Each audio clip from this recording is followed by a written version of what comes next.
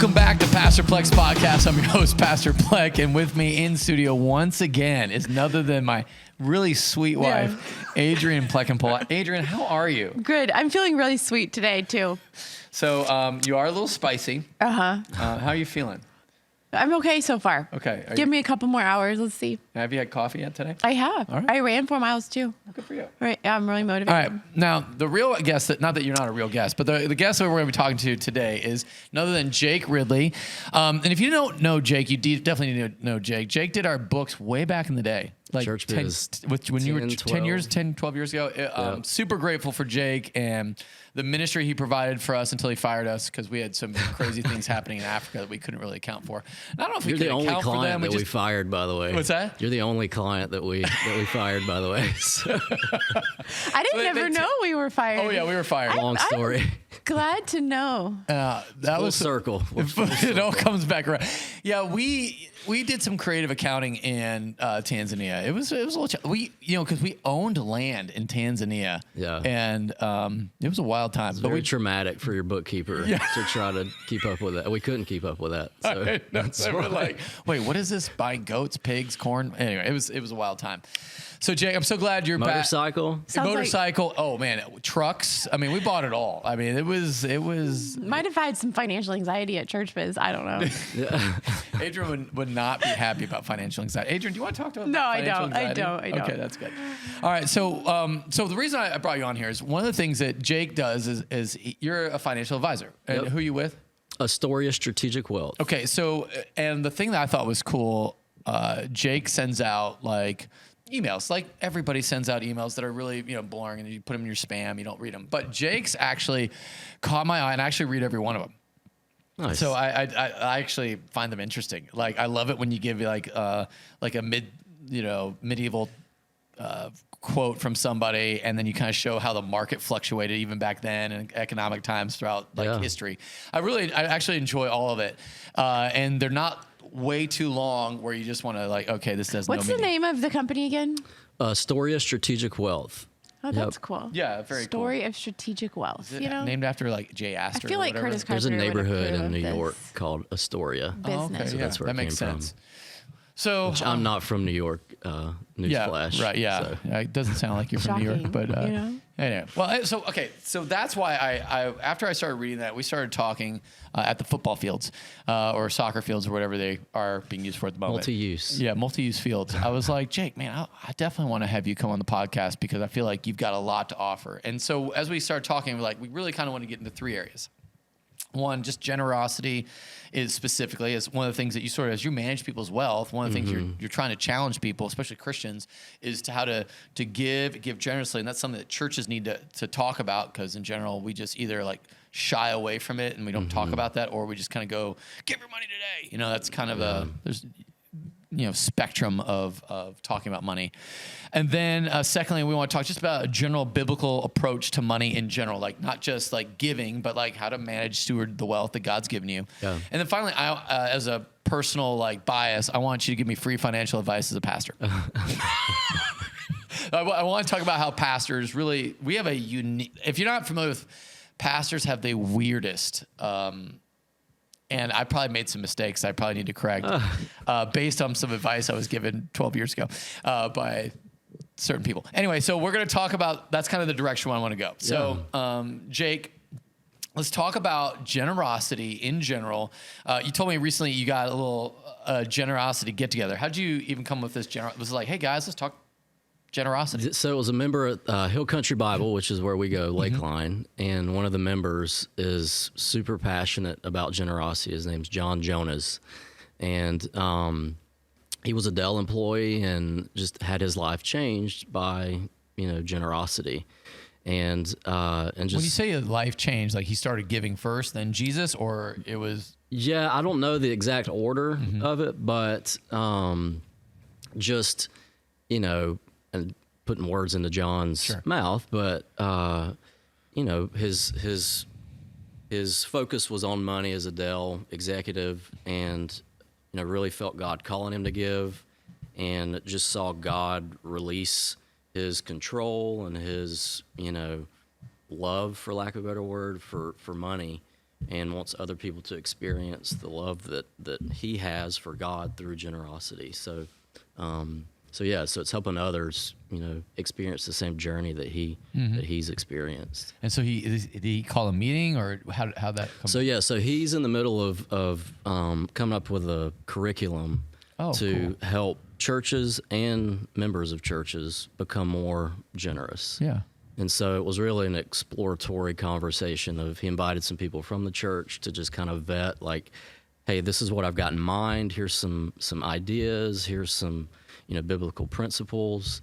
And, we just talked it out together. So it was super inspiring and encouraging and insightful. So you told me, like, before this, you're like, essentially what you kind of, compressed it down to, when it comes to people, there's 4 types of different givers. Yeah, that was one of the big insights that I got from this, seminar or get together and it really resonated with me, that there's 4 types of Christian givers. There's the non-givers, which is just what it sounds like. They don't give. What do you think that, can I just pause? Yeah. What do you think that the reason for the not giving is? Probably the same reason that, people struggle to read their Bible, pray. They don't have I time. see it as a spiritual discipline. Right.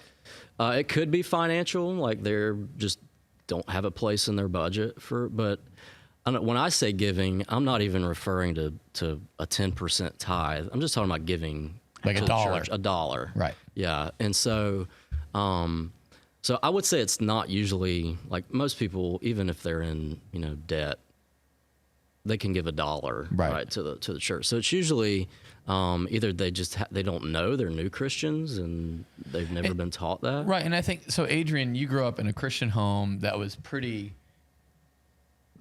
like, that was like, giving was not I wasn't called an option. It was like something you were trained from the get go. How did your parents instill that for you? That's a good question. I don't know. It was just always something that we did. So I did grow up in a legalistic church, and my parents had grown up in that same.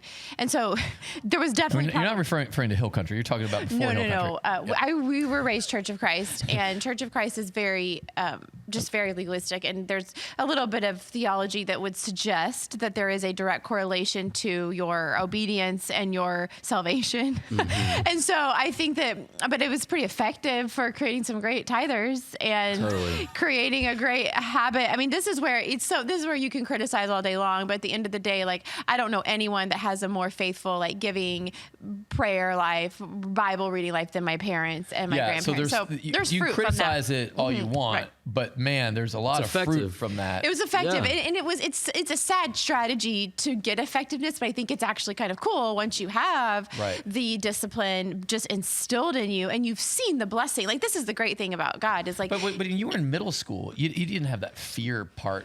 Because you were at Hill Country then, and so I think, but you still had a tithing. Just because I was at Hill Country doesn't mean, like, the theology had gone away. I was sharing the gospel out of fear for sure, but I definitely felt like. This is where I think God blesses our motive for giving. It doesn't have to be always pure. God bless. There's still blessing, I think, for I think there's blessing in the discipline, even if our motive is maybe misinformed. And so I feel like for growing up and with my parents, I saw just tremendous discipline. And for me, it was like we passed a basket. Yeah. Down the pew, and I would always just, like, it wasn't even a question. It was like, I just never, ever did money come to me that there was even a question that you wouldn't give a tenth of it. And so, but this is where, for me, when we got married and I was feeling some conviction in this before our marriage. Like, I remember I was a teacher and I was giving 10% of my teaching salary. And I remember feeling a little bit like God was asking me to give towards some other, like a third party thing.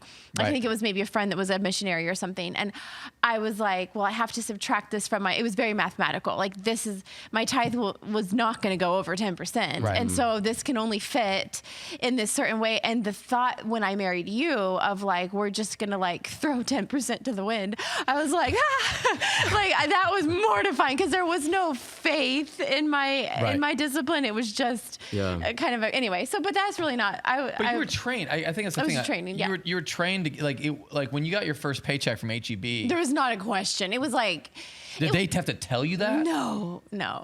You knew with your first paycheck, 10%. I mean, I would get birthday money from my great grandma. She would give us like 10 ones, and I would always give a one to the.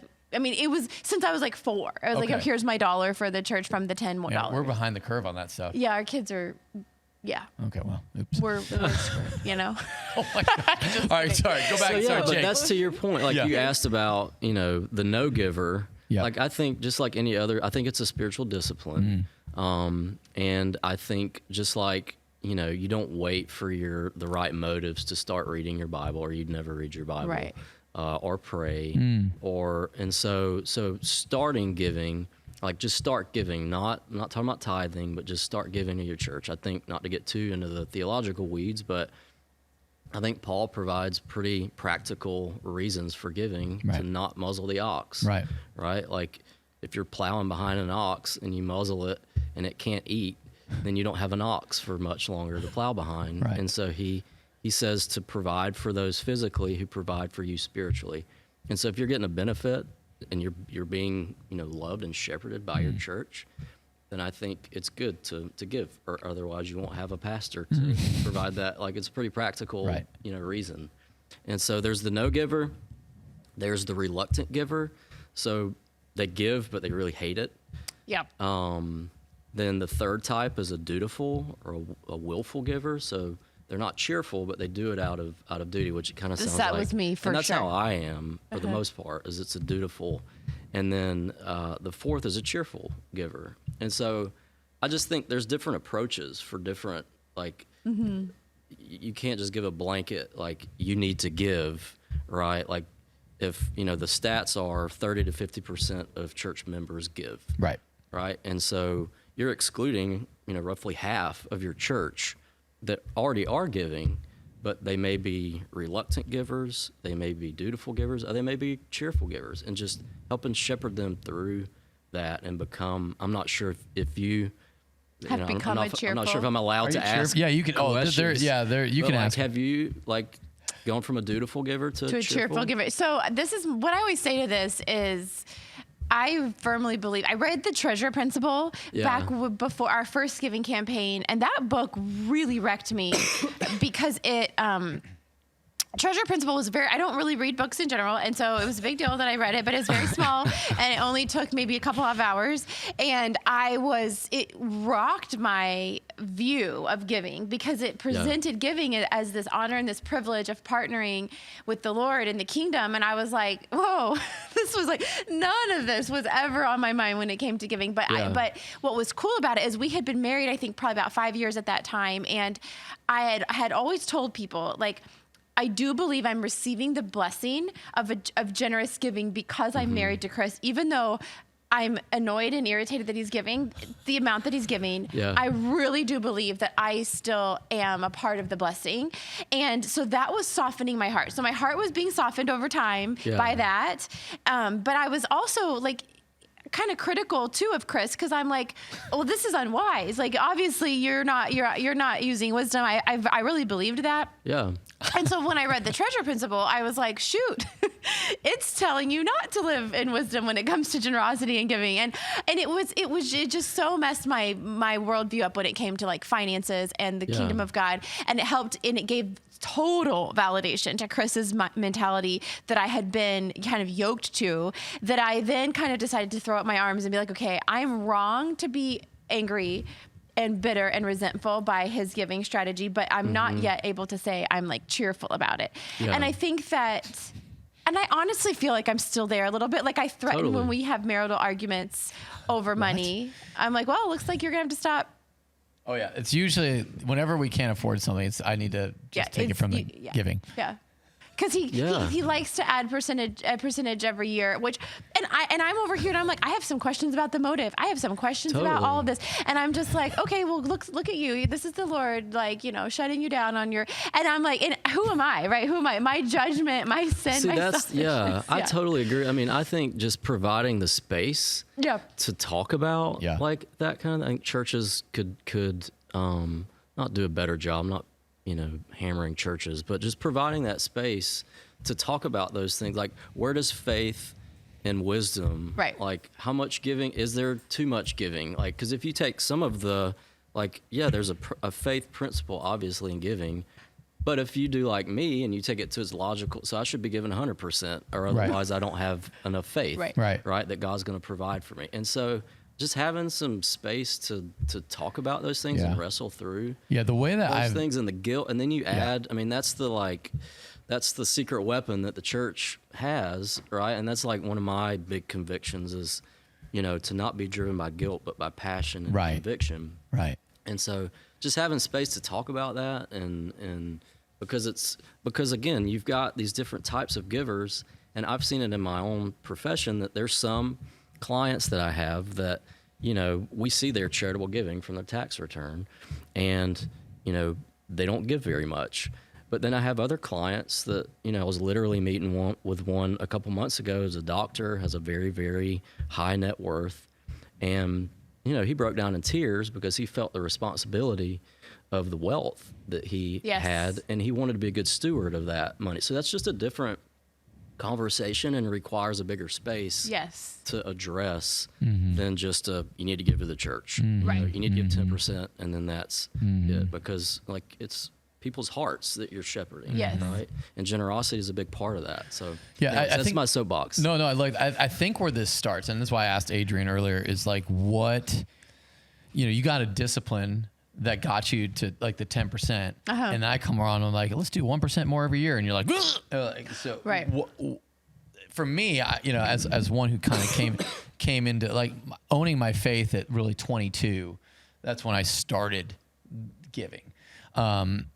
And I was like, okay, I'm going to give 11% because I don't ever want to like make a mistake. So I give less than that. And then over time, I was like, when I was here, after reading the treasure principle, I said, I only have enough faith to give 1% more, because 1% more, I was like, okay, I can do 1%.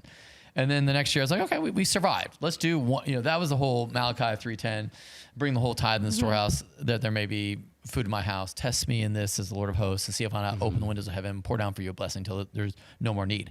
For me, what that meant for me was I can trust God, and God's given me this amount of faith, and I'm going to operate in this, and I would love my faith to stretch.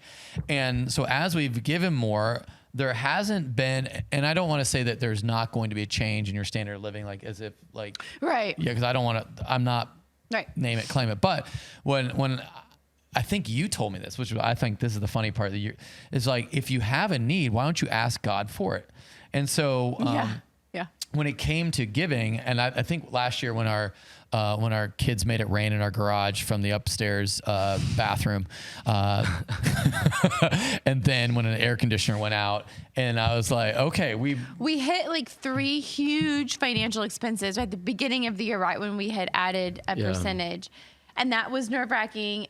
But I'll let you finish for you. No, and then that's when I started tracking. I got a spreadsheet out, and I was like, okay, the Lord said, test me in this. All right, I'm putting you to the test. Yeah. And so I have my spreadsheet from 2023, what we gave, and with all the expenses that we had, what we received, this is the wild part. What we received was like, well, hang on, but you were tracking what we received that wasn't like a part of regular income. Right. Like it wasn't a plan. Yeah. So what we gave was X amount, and then what we received was like almost 10 times that. It was a lot more. It was like a wild thing. And so that's where I'm like, God is trustworthy. Yeah. Well, and what it's taught me in some of this is like the Malachi, is it 3:10? That was really convicting to me, because God literally does say, test me in this and see if I don't open the storehouses. I mean, he doesn't say, see if I don't like give you your daily bread. Like he doesn't actually say that. It wasn't 10 times. It was it was 213%. So we received back 213% of what we gave. Yeah. From outside of like the church salary or whatever, of like, and some of that was things we did. We worked for some of that money. But it wasn't expected. Right. Yeah. And I think that, so what I have learned from some of this like financial stress that I feel is, for me, like the finances are a way of there's security for the future. There's security for things that we need that we might not see right now. And what I had, one of the ways in which we've seen God provide, because we're kind of looking for it, is like we've been given there was this like weird weekend, this military camp that allowed us to come. This was like 4 years ago, but we basically got probably what would have been $1,000 like family camp experience. Way more than that. Yeah, probably like $2,000. I mean, we had a professional counselor following us around. It's true. So, I mean, and it was completely free. It was like we got invited to come on this experience with our kids, and it was like giving us that cash would have been far inferior to the experience that God just gave us. That's a great point. And so I think that's what I started to recognize. I'm like, okay, God isn't confined to like cash flow. And so what the things our marriage actually needs and things our family actually needs can be met with other than like just checks in the mail or just cash. And that's really where I'm trusting God to provide us with the right experiences, the right opportunities. Like even this women's retreat, I got to speak at this women's retreat a couple weekends ago. And as part of my weekend, I got to run on the beach twice. I got to do long runs on the beach, and I had this great spiritual time with God. And I felt like I heard from God on some areas where I'd been really asking and not hearing. And it was like I needed that more than I needed any amount of money.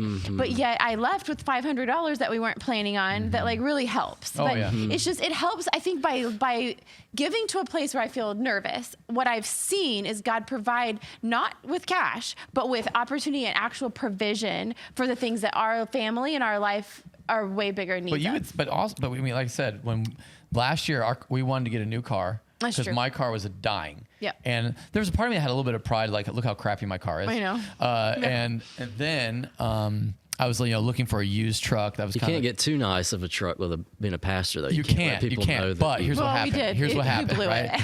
So out of nowhere, a bunch of people donated money to me, just not through the church, just like, here's a check for like $22,000, and then someone else gave me a check for $15,000, and you have to spend this on a car. Yeah. And so there I am, and I was originally going to like with $6,000, and so I put all that into a brand new truck. And so now I'm like the ultimate thing of what I never would be. I was wondering how you. It's insane, right? Like there's no way I could. Yeah, you should be wondering. Yeah, you should be. What is he doing? That was not part of the plan. I was like looking for like a 2010, 2012 like truck that could hold 6 kids and we can put crap in the back. But like, I think that was where it was sort of shocking to kind of see the overabundance a blessing that God gave, not because we were like, I don't know how to like.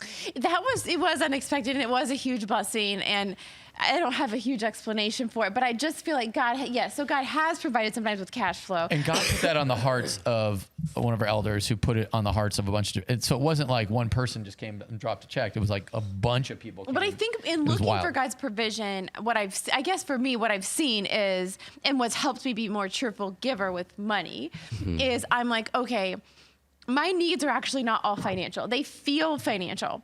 But they're way bigger than financial. So to your point about like the retreat, so I can let go of some money more generously and more cheerfully because this money really isn't the conduit to like a more joyful life. Right. Really, I'm trusting God to provide that through other ways. And so it has helped me be a more cheerful giver of actual money. So not so much as a direct, you experienced joy when you put money in the plate or whatever, but you experience the living God come through. Yes. And that's where the joy in a wild way. Yes. You're sitting there going like I started, like when I got the check for it was $22,000, I was like it was just overwhelming. Like, oh man, this is like. I just think stories like that, like that's the kind of stuff that people like myself, like it's encouraging to me hearing you guys talk about it. And whenever I think back, like, there's a big faith component to giving. Like there's no mathematical you have 213%, right? But like the verse that always sticks out to me is when David's about to fight Goliath and they're telling him don't do it, and he says, "The God who rescued me from the paw of the lion and the paw of the bear will rescue me from this Philistine." And so just remembering when God came through, like you just pulled up your spreadsheet. Like I love that. Like, and so because I said I remember like going into 2023, I was like, this is the first time I've ever felt uncomfortable about how much we're giving. And then I was like, all right, he said, test me. I'm going to put it in a spreadsheet. And then, but you have to be looking for it because it's very easy. Right. it's very easy to look for it or to not look for it and to still have received all of those same things and just felt like, oh, good, we're back at zero, or like we're going to make it. Like we could have viewed it all as like our washer and dryer was dying, and then someone gave us a brand new washer and dryer. Yeah, it was so bizarre. Like weird stuff. Yeah. It was weird. It was stuff that, and it wasn't always needs that we were even communicating. But if we hadn't been looking for these things as God's provision, I think you can see coincidence, and you can also choose discontentment. Like we could receive the money. Like I forget a couple of the things I even like. This is where I'm the person. I'm the Satan, I guess. But I'm like, there was a couple of things where we got money, and I'm like, well, yeah, like. That's not even going to cover what this cost, or like I can't even celebrate this because this isn't enough, and or like you just worked really hard. You just went away for a weekend and spoke somewhere, and I was alone with the kids, and like okay, fine, we can call that provision, but like, do we really believe that was provision or just us working? And so it's like you can always naysay the provisions that God is giving, and so if you're not in the discipline of looking for His provision as a gift from Him, and as something that is like abundance, then you won't see it as that. Nice. So how do we train? And Jake, maybe you can speak to this because you've got young kids as well. How are you, and as a financial guy, are you training your kids with this stuff That's early on? That's a really great question. I mean, like, and what? So tell us the answer. So I struggle with it. We definitely have the discipline side down. So we give them an allowance when they clean their room and do all the weekly things that they're supposed to do. And we created 3 jars for them, spending, saving, and giving. Yep. And we give them $5 a week. They put one, we make them put one in spending, one in saving, and then 3 in spending, 1 in saving, 1 in giving. Yep. And so we've been doing this, I don't know, for about a year now. And there's not this like, oh, thank you. Like, I can't wait to give. You know, they like, why are we doing this? Like, why do I put this money in this jar? And so it's funny. This morning, we actually got an email from Mission of Hope, which is they help kids in Haiti. Yeah. And, it's really bad in Haiti right now, and there's a lot of stuff going on, and they needed help. And they sent the story of a boy that is 13, and so anyways, we actually got to talk about that this morning, and as a family decided to give to that. And so it was helpful. Hopefully, again, there wasn't some like big Jesus moment, and they were like, "Oh, I'm so glad you made us put money in the giving jar, and we can't wait to give." Like it was just like okay, yeah, that sounds great. But hopefully, get back with me 20 years from now when they're on a podcast and talking about their upbringing to see if it actually, helped. Right. But that's the way we approach it. It's just the discipline, and hopefully their heart will follow, and presenting opportunities for giving, like the Haiti, mission, to where you can actually see, like, oh, we're helping a starving child. Yeah. And so that's. I think that's huge, and I think talking for us, like anytime when we got the truck, I think we went through. I said, "This is God's faithfulness. This is a gift from God," and just kind of, hey, why do we have this truck? Oh, because God is faithful to us. I think that's just kind of reiterating that over and over for us. And the kids have learned the lingo. So the kids will say, look what God provided. They'll say that. And I don't know if they really understand. I don't think they understand that yet, but they do see it that way. And but that's a lot of like training of verbiage that hopefully will pay off. Hopefully. I mean, it's hard. You can't know right now. But I even feel like man, I had something. Oh, I know. I hit this point because we aren't back to our point earlier. Okay. We're not like, I was raised in a very high structured home environment, and we don't have that happening in our home. And we have a clean house for the most part. We do have a very clean house. Sometimes there's vacuuming at 11:30 at night, but we have a clean house. Often there's vacuuming at 11:30. Can't go to bed if the floors aren't. Okay, but we don't have a high structured home and situation. And I didn't marry. I think part of why I was so attracted to Chris was because he wasn't similar in a lot of these ways. But what that became nerve wracking when we started having kids, because I'm like, shoot, we're not really like nothing that I was raised doing habitually are we really doing. And I used to feel fear over that and like kind of shame over that. And now and I think what I felt conviction in, like probably, I think it was about 4 years into being maybe 5 years into being a parent, I felt conviction over like, there's not one way. There's not a cookie cutter way to instill in your children the discipline of giving. And, and there's a lot of right ways. And it ultimately just comes down to a parent, I think, having a huge heart and discipline and allowing God to kind of convict you. And so there's been times where I was like, because we're not very methodical and very high structured in how we're executing things, I'm like, we have to take advantage of opportunities that our church is after. Right. So when it came time, like when we do our Thanksgiving back every November, I remember this year specifically, I was like, the kids had like change. And Austin had a bunch of change in a jar. And I was like, hey, we're going to this thing at church. And of course, like you've left, I'm annoyed, everyone's crying, we have to get there. And I'm like, nope, this is my chance. Like we're giving money to people that in need at this thing. And so we're just going to be 30 minutes later and we're going to sit down with this coin jar and get him. And he didn't want to give up. He was four or five. He didn't want to give up any coins from his jar. And I explained how we're doing this and this is why we're doing this. And then he came to the event and I kind of forced him to put it into something, whatever reciprocal that we had. But it was like, and none of that felt too powerful in the moment. But then those things add up and they do. He is mindful. He is aware. And then we've been doing Operation Christmas Child as a church. And part of my desire for that was like, there's so much, they have so much, footage of like the kids in the different countries and different levels of poverty, and you get to see. And then when we put together a box full of pretty much trinket trash that they wouldn't be terribly excited about, I'm like, these are colors, these are things these kids don't have. This is a soccer ball. For them to get this soccer ball is a huge deal. They don't have 10 in their backyard that they don't take care of, you know. And so it's like kind of trying to make that feel real. Got to sprinkle in some guilt, right? Really taking every opportunity for a little drive-by. But I do feel like some of that. So then when we come and we get together to do the Christmas boxes, it's like trying to help take advantage of opportunities that the local church is doing. Yeah. And that has been filling in the gaps of like maybe this methodical, systematic approach. And when we did Christmas, like we called it Christmas, we would bring Christmas to families. Yeah, yeah. I would always force myself to bring the kids. I'm like, we're going and we're picking out toys that aren't for you. They're for these other families. And you're going to come with us and you're going to give, and we're going to go to their house. Yeah. And if it's dangerous, oh well, we're trusting God. We're going to this house and you're going to see these kids and you're going to see these families. And I think so that has been kind of our approach. Yeah.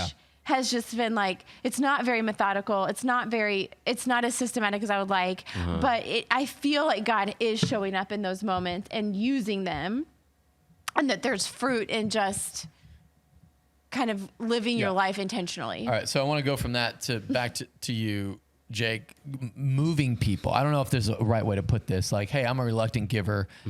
What's I don't know if there's verbiage, or I don't know if there's like, when you guys got together, like how do you move someone from a reluctant giver to an obligated giver to a cheerful giver? How do you move people? I think that's where pastors, and honestly, my job overlaps with, because we're dealing directly with people's money. Do you ever speak into that? Is that like a weird thing for you to do? Yeah, you can kind of feel, again, you can see people's tax returns, and you can see if they give. Yeah. And this is a highly relational, job.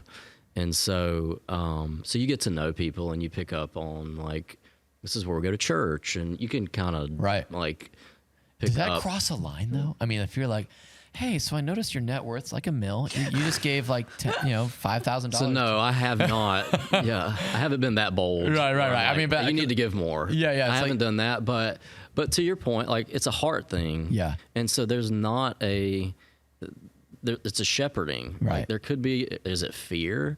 Is it greed? Is it like, there's all sorts of, and there's no like formula or program in my opinion that you can like implement. I think just providing the space to be able to talk about it, transparently and with someone that they trust. Yeah. I think that's where discipleship comes in. Because usually, it's funny. We'll talk about porn, sexual struggles, but we won't talk about money. Totally. I think that is the God of this age. Obviously, the God of our country is money. It's so much. We're not ashamed about our sexual issues and how we've been staring at porn or whatever the thing is, but we will be like, don't you even go toward my money. Totally. Yeah. I think it's just, you know, this is my view today. I could change this view, but I think churches don't have the healthiest view of money. Sure. Also, pastors Yeah. struggle with money. I mean, there's a whole ball of guilt and shame, and pastors, in my experience, no offense, but like you guys aren't wired for money usually. Right. Like you have shepherding type hearts, not money type hearts, which is more of a practical. And so there, and then there's the whole, like we were just talking about with your truck, like I can't drive too nice of a truck, right? Or otherwise people will get so I can't really talk about that. So there's all sorts of barriers set up to not have just an open space to talk about even things like one of the takeaways from the get together that I was talking about earlier was, you know, church members struggle with, it feels different. So we want to be cheerful givers, right? Yeah. And that's the biblical, you know, principle, and that's how it's supposed to feel. That's how it's painted. The experience is supposed to be, right? But practically, in my opinion, it just feels different to give to a starving kid in Haiti and your church's budget. Right. Like, it's like, hey, let's pay to keep the lights on. Totally. That's not exciting. And so just having that conversation of like, it's not all like the tried and true verses that get brought up, you know, or the believers in Acts sharing everything with their, like, that's different than giving to the general fund of a mega church. Right. And so just, I'm not saying that you shouldn't give to you should, because you're receiving spiritual benefit. Right. But just opening up that conversation of like, cheerful is going to look different, and it just feels different to give to a starving kid in Haiti than to the church that you attend. Right. So just opening that box up to at least be able to talk about that. Because I think here it is, a lot of people are like, this is where it's like, well, I want my money to go to this specific ministry, and that's like the directed giving, big taboo, like, right, that you can't do. But like, I have a heart for this, and there is a way to communicate that the trust. I think this is a hard part for now. I'm in church giving. Yep. Like, whenever you saw the early church in Acts, they would lay the money at the apostles' feet. And I don't know if that meant they actually lay it, probably because it was so heavy, they just dropped a bag of change at their feet. But they laid it at their feet, meaning do with this as you see fit. Yep. Which is, if that is feeding a kid in Africa, or if that's paying your salary, or if that is like the building campaign, whatever the thing is, like, that's a wild thing to do because you lose control. Yep. And then when you lose control, I think that's where that's not truly, right? You are giving to God all throughout that. But I think you get to experience the benefit of not having to control the finances of whatever the thing you're giving to. And then you're saying, this is for God, for his use. Totally. And it's so hard to do. But there's a balance, I think, in that too, though. And if you create too big of a bureaucracy, like this is a Milton Friedman idea, who's a famous economist, right? And the further away you are from the front lines or whatever, the further you give $1, and the more red tape there is, the more people there are in between that dollar and where it ends up, the less it affects you and you know, moves your heart. Moves your heart. I almost think of it like you're driving down the road and you see the sign that says your tax dollars at work. Yeah. Right. That doesn't do anything for it doesn't feel like I gave and supported that road. Right. And so sometimes it can feel like that, honestly, if you're given to a big, I'm just speaking personally. No, it's good. You know, and it shows, you know, we look at the amount of salvations or the amount of like money that actually made its way to, you know, Mission of Hope or whatever. And like, it doesn't do it. It kind of feels like the sign that says your tax dollars at work. And so I don't know if there are practical ways to engage people, to engage that and connect your heart closer to the dollars that you give, rather than, but to your point, you can't, like, you also can't just control every single dollar. There is a faith component of Like, do you believe that they're going to steward your money well at the church that you give to? Yeah, that's good. I mean, there's a couple, obviously we do direct to giving for some things. So we have a counseling ministry that you can give directly to. We have our capital campaign to give to the building and our benevolence fund. Yeah. And when you see the, benevolence gala that we do, that becomes like the exciting thing to give to. And sometimes there's a risk for us. Like we have our number one budget item in our entire church is our giving to the poor. Yeah. Like it exceeds the youth ministry, children's ministry, number one thing, giving to the poor, which does zero benefit for the church. Yeah. But man, it sure feels good to be able to kind of impact the community. So I think there's a reality. I think you're addressing something of like, how do we engage people's hearts in a way that giving becomes something that is intrinsically motivated, but also has practical value? To me, it's very interesting. To me, this is sort of what I think about with like serving, like with volunteers serving. Yeah. It's like you need them and they're coming and they're showing up, but for them to stick around and value the ministry, they have to see their impact being a lot more significant than just these 4 kids for this hour and a half. Right. Totally. They have to see that as a kingdom impacting thing, and they have to be reminded of that. Which is interesting because I've never really thought about it with money, but it's also tricky because to me on the flip side of that, is the negative of like, I just put on this Easter egg hunt. Right. And we had a whole bunch of people come. We had a lot of people 200 people there. Yeah. And a lot were not from our church. We had several families that different people. It was all of our neighbors that came to Wells Branch, which is sort of funny. Mm-hmm. Yeah, we had different families that different people in the church had been reaching out to, trying to reach. It was this big deal that they came and engaged. But it's like you could look at. So I have one group of people that's always complaining that what I put in the eggs is not good enough. Always have those people. And then I also probably have people who are like, oh my gosh, I can't believe the church used some of my tithe money to buy a sticky hand for the egg. And so it's like, point. I think you can sometimes reach this point of a little bit of like, you can have a superiority or a pride or some judgment that can come sometimes if you're too tied close. You can feel like, man, I really sacrificed that money and gave it to God, and then my church chose to like, or my church chose to buy coffee, and look, nobody drank the coffee because they didn't understand that was only good at the egg hunt when it was cold, and this year it wasn't cold. And so it's like my church just wasted, they made a bad call. And so I think you have to be so careful with like, you really do have to trust that God is like, you're giving this money to the kingdom of God and it's not returning void regardless. Right. But how do you also then, I think, remind people and emphasize like, this is a kingdom investment. I think just being sympathetic to like that some people may have qualms, or that actually may be a legitimate hang up that we don't the givers don't really feel that connected to the end things that we're giving. So how can we help shepherd them to feel more connected to those things rather than similar to paying taxes? I throw it in the black box and somehow it spits my tax out dollars at work. A road somewhere. I really do like that. Because imagine if the elementary school had a list of things that they were able to do and how that impacted the kids. So like your tax dollars were directly funding some of these things. Like you might not feel so angry by. I think it will connect your passions. Yeah. So.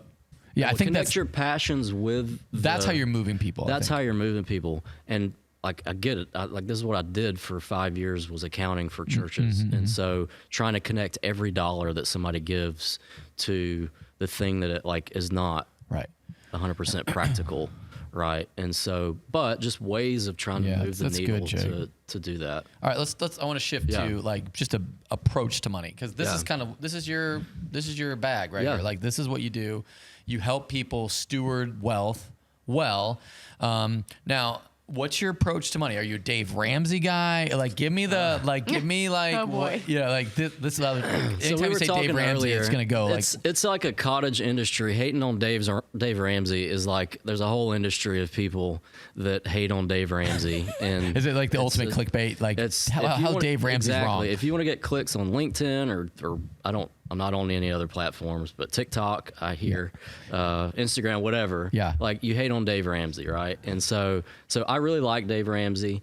I think if you follow his steps, that you'll be great. Like I think getting out of debt, staying out of debt, living within your means. Like those are all core principles that, like, it doesn't matter what you do with your investments if you can't live within your means. Is this a true statement? Dave Ramsey is great for getting from poor to middle class, but he keeps people in middle class. They're not going to get rich by being a Dave Ramsey. There's some optimization. Mm-hmm. If you're poor and you follow Dave Ramsey and you never meet with someone like myself, you're probably leaving some meat on the bone. Like there's probably some tax savings that you could, but you'd be fine. Right.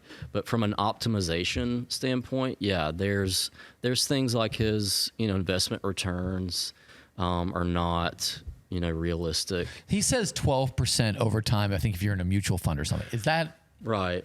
Is that even close to true? He uses like 100 years worth of data. And so yes, if you invest in the U.S. stock market, it's returned roughly 10% over the last 100 years. Mm-hmm. That's not 12, but 10% still pretty good every year. For that compounds a lot, right?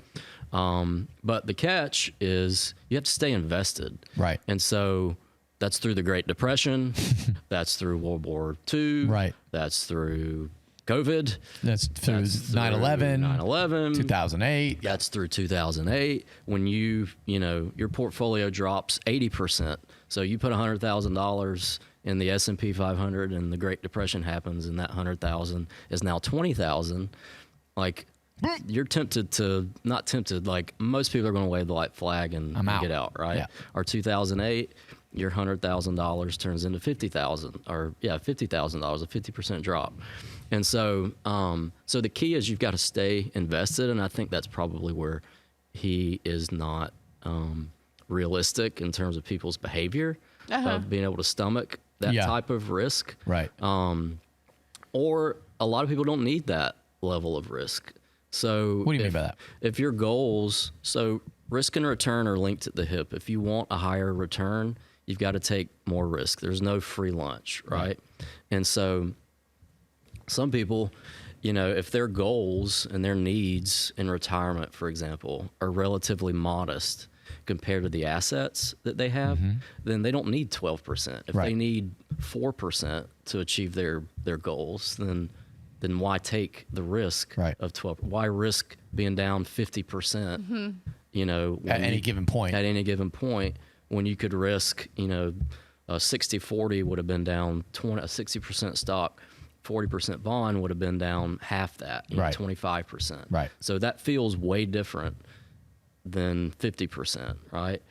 And oh, by the way, they don't need the 12%. They need a 4 or a 5 or a 6%. And so anyway, so I like Dave Ramsey. I think he does a great job. I think there's some optimization things that he misses. So tell me real quick about that, because you said someone who's like middle class, like you need to meet with me to optimize. Tell me what meeting with you does for me, as opposed to like just hey, I snowballed, I have no debt, hallelujah. Now what? So if you can do it yourself, it's a lot cheaper and you'll save a lot of money by not working with someone like myself. Right. And so if you can do it by yourself, this is what we tell people. Like if you can do it by yourself, like do it. You'll save a lot of money by doing that. But the reality is most people, as you accumulate more wealth, more money, the feeling is different, right? Especially as you approach retirement, when that number that was on your 403B or 401k statement was just a number up until retirement. Now it's like your life. Now it's your life. It's your livelihood. And so that number that, in 2008, you had $100,000 and it dropped to $50,000. Now in retirement, if you had $2 million, like even though the percentage drop is the same, dropping from say 2 million to 1 million, is the percentage is the same, but that feels a whole lot different than, okay, this is my livelihood. In 2008, I was at the beginning of my career. Right. And so that's where someone like me or us would come in and say, like, there's just a behavioral and there's a difference in feeling, and just the reality is different whenever you've got more stuff right? There's more at risk. Okay, talk to me about this. Because one thing I've heard about specifically retirement is you need $1 million, and then you need to take it out about 5% per year, whatever. That's what you're going to live off of, which I guess was 50,000 or so. Yep. So, talk to me about is that the magic number? Everybody what's the number, Jake? Give me the number. It depends. So you need to see a financial advisor. I'm joking. So it depends, all right? It depends on, number one, how much does it take to maintain your lifestyle? Mm-hmm. So a rough rule of thumb is there's a rule called the 4% rule, and that is in retirement, you can pull out 4% of your account, increasing at the rate of inflation for 25 years without running out of money. Right. And so that's the 4% rule. And so, for example, if you have $1 million, then that's $40,000 a year in spending. And so that's why I say it depends on if you're used to living on $150,000 a year and your portfolio can generate $40,000 a year, then $1 million isn't enough. It's not going to cut it. Right. And so that's really where, getting back to Dave Ramsey, that it really does matter. You've got to live within your means and understand, like, how much does it take to maintain the lifestyle that I want to live? And then you can answer, okay, well, then how much do you need? Right. And then you're going to incorporate Social Security. What if you're a teacher and you've got a pension? Right. That all factors into the the equation, right? And so the number, it depends, right? If you're a doctor and you're used to living on $500,000 a year and you've got $1 million and you're ready or wanting to retire, like, you're not going to be able to maintain a lifestyle of $500,000 a year with $1 million portfolio. Right. So it depends. Way more. Okay. Yeah. So what would you say to, like, a person who is, like, a lot of our church, I think, is in the category of, like, we are out of debt. We follow Dave Ramsey. We're out of debt. We have young kids, and we're just living paycheck to paycheck and keeping our emergency fund filled, and we don't have investments. So I would say a good rule of thumb is 10%. And this depends on your age and how much you already have saved and all that. But if you're say you're in your mid-30s and you're out of debt and, you've got your emergency fund funded, all that, then a good starting point is 10% a year to your invest. Retirement, whether that's your 401k, your Roth IRA, or whatever, towards retirement, which is investing, right? So 10% is a good starting point, and that includes your employer's match. So if your employer is giving you 3% and you're putting in 7% of your pay, that's 10%, right? So that's a good floor. 15% is a good, you're getting a little more aggressive with your savings. And then 20% is a pretty aggressive of your total pay. 20% of your total pay is a pretty aggressive. And that's what you said for pastors specifically that got opted out of Social Security. Totally. So pastors, again, this is where it depends on your personal situation. So pastors can opt out of Social Security, and Social Security is usually, 40 to 50% of a normal retiree's income. Right. And so if you're taking out what used to be half of someone's income, in retirement, then you roughly need to contribute about double of what you would have otherwise contributed, right? So that 10% for a pastor really needs to be about 20 to 25 percent if you've opted out of Social Security. So it depends. So, and if you need to play catch up, if you're in your 40s and you haven't really saved, then 20% is probably a good aggressive savings goal. Okay, that's really helpful. Oh, that's terrible, actually. Move that giving right back down. All right, no. So hang on. So, but talk to me about, like, beyond retirement. Then, what about, like, other investments, like stock investments or? Yeah. So when I say 401k, the misconception is a 401k is not an investment. All the 401k is a wrapper around the investments, right? It's just a tax vehicle that the government has said, hey, you can set up accounts and call them 401ks and they'll be given tax preferential treatment, right? Mm-hmm. And so what's inside of the 401k are stocks and bonds, which are usually in the form of mutual funds. Okay. And so mutual funds are just one big basket of stocks or bonds. Mm-hmm. And so there's usually thousands to even tens of thousands of stocks and bonds within a mutual fund. And so whenever I say investing, it's contributing to your 401k and, not having it sit there in cash. Right. Make sure that it actually is getting working. invested. Yep.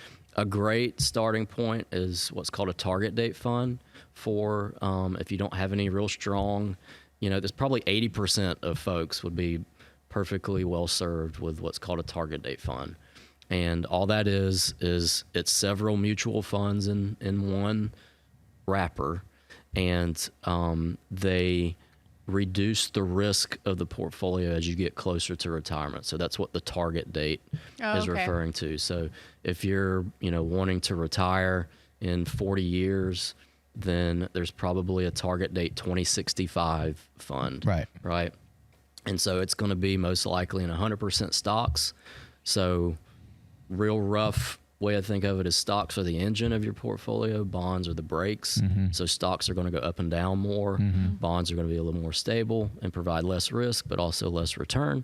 And so when you're young, you want to be in a roughly, stocks. You want to be in stocks, yeah.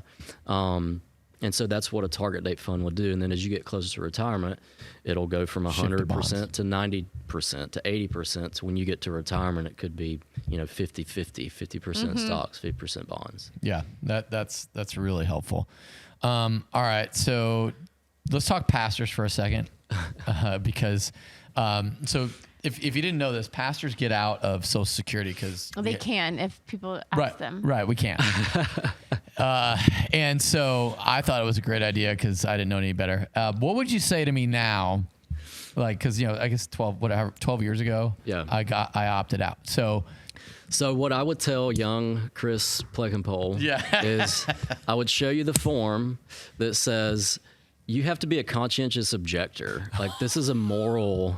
This isn't a financial decision. Right. Like, it's a moral decision that you as a pastor don't believe in basically public insurance, which is what Social Security is. So if you have that's the whole reason for that provision is folks like the Amish and the Mennonite, I don't know if Mennonites do this, but those types of groups that completely self-insure themselves as a church body, right? They felt that it was against their religious belief to pay into a national social insurance program at the expense of we've got that's what our church body is for. And so that's what I would ask first is are you losing sleep at night over this? And I've met with a lot of pastors. I've never met one. Maybe I need to work with more Amish or Mennonite pastors, and maybe they are the ones that actually have a conscience, problem with this. But so that's the biggest hurdle is it's not a financial decision, it's a moral. So how the heck did I get into this? I don't know. But the good news is you do have a get out of jail free card. Okay. When you've opted out as a pastor, you even though you've opted out personally, one caveat to that is that doesn't mean that if you've paid in as a non-pastor that it forfeits those benefits. So if you've paid in, if you had a secular job as a pastor and you're, into the Social Security system, you've got your 40 credits, which is 10 years, all that. Then you still get that benefit. It's probably going to be reduced, which is a whole nother rabbit trail. Or even if you work in a secular job after the pastoral ministry, you can build up Social Security credits and get a benefit from that.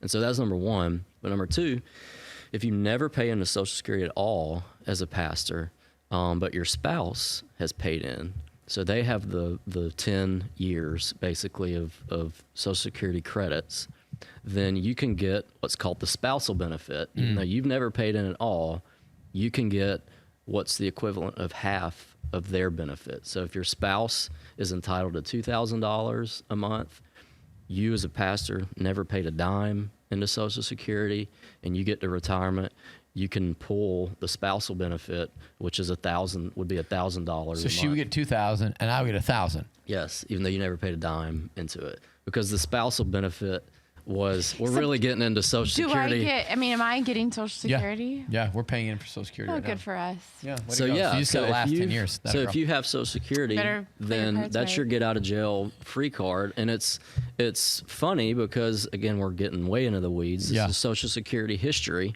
But I have to apply for. I'd have to know that. Yeah. Because I think if we were just like trucking along, oh well, I don't have Social Security. She gets her 2,000. And I have access to those 1,000 I never knew about. Yep. Totally. So you got to know about it. And another hurdle is Social Security doesn't know this a lot of times, and they'll tell you that you can't get it because they refer to what's called the government pension offset, and it's an exclusion that's made for teachers and government workers that they can opt out of Social Security also.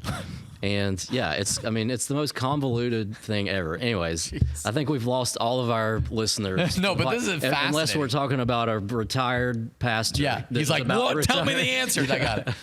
But so if you're a government worker, then there's a thing called the government pension offset that doesn't allow you to pull the spousal benefit because you opted out. Got it. And so Social Security workers falsely think that pastors fall in also that same category, fall under that, and they don't. And so you need someone who, when you fill out your tax form, you need to go and fight it. And then you need to not feel guilty that the government's giving you some money. Yeah, I always feel guilty about it. And it came from homemakers. So it was one of the first things that they implemented was they had Social Security that started in I can't remember, the 20s or the teens. And one of the first things they recognized was, okay, well, what if there's a homemaker, which most women were homemakers back in the day, right? Like they don't get a benefit. And so they created the spousal benefit, which is for people that have never paid into Social Security, which pastors. But you have been paying because the Army. Yeah, I had, So would he be disqualified from a spousal? Do you have 10 years worth? Maybe. So you have to log in. I probably have 11 years because I got it from West Point, and they paid me as a cadet, and then 7 years in the Army. And then when I got out, that's when it stopped. So you can go to the Social Security website, log in, and see. It'll show you exactly how many credits that you have and whether you qualify and all that. So yeah. Wow. All right. So I know that we've gone a while here. This has been great though.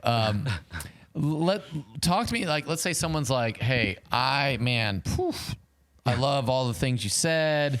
I'm on board. I don't want to be clueless when it comes to retirement. I want to be sitting there like, I can't manage this myself. How does somebody get a hold of you, Jake? And like, what's their next step? Yeah. So you can go on our website, AstoriaStrategicWealth.com, and contact us or contact me there. I've got a blog called Church Fiduciary that the newsletter that you're referring to, that's where that comes is that from. churchfiduciary.com? Yeah. Churchfiduciary.com. You can contact me there, LinkedIn. All three of those. We'll put all that in the show notes so that if you're listening to the podcast and you want to just go click show notes and you'll see all the places to contact Jake. Man, Jake, thanks so much for being here. This has been, for some people, maybe not so riveting, but for me, very exciting. Adrienne, thanks for contributing as you always do. Hey, listen, thanks for watching. If you got any questions, you can always text us at 737-231-0605 or go to pastorplek.com. We'd love to hear from you. We're talking finance, and we can always bring Jake back. I'll see him on the fields again, probably on Saturday or Tuesday or Monday or all the days. And we would love to bring him back. And we can talk anything you want to do on finances and your faith. So from our house to yours, have an awesome